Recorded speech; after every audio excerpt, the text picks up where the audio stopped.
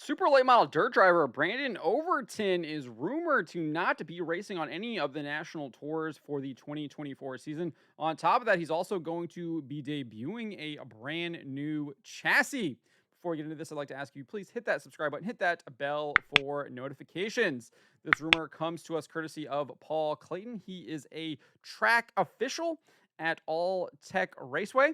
This is what he had to say. He said, I heard a lot today regarding Brandon Overton. After talking to many different sources, not Brandon himself, it appears that they are getting ready to debut a new chassis and that a national tour is not likely. In the comments, he would add, when I say new chassis, I mean a new chassis brand, their own chassis. Should have made that clear. So it looks like he and his team are going to be creating their own chassis and racing it in the 2024 season, at least according to Paul Clayton.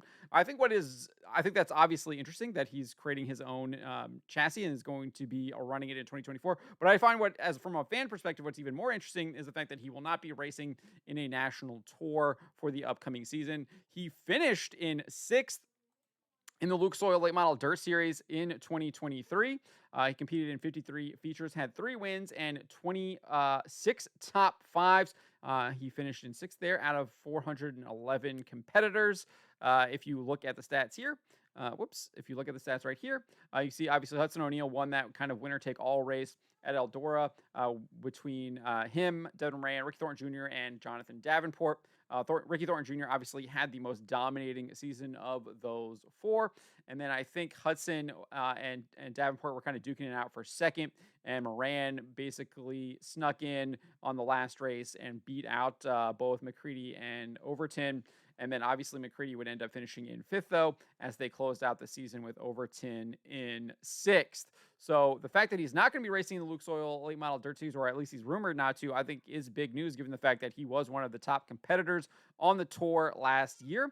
What we'll probably see is he'll probably be going trophy hunting, probably going to a bunch of the big pay races, the big money races, rather than competing in the entire tour. So we'll probably see him at those big races, and he'll be picking and choosing where he does indeed race. And we'll see how well he does in the new chassis. So I'm still looking forward to what Brandon Overton brings. It is unfortunate that he won't be racing in one of the tours, so we might not be seeing him as much as what we did last year. But hopefully we will get to see him out there, and he will be as competitive as he was this past season. But that's what we've got on Brandon Overton. Let me know what you guys think of this in the comments below.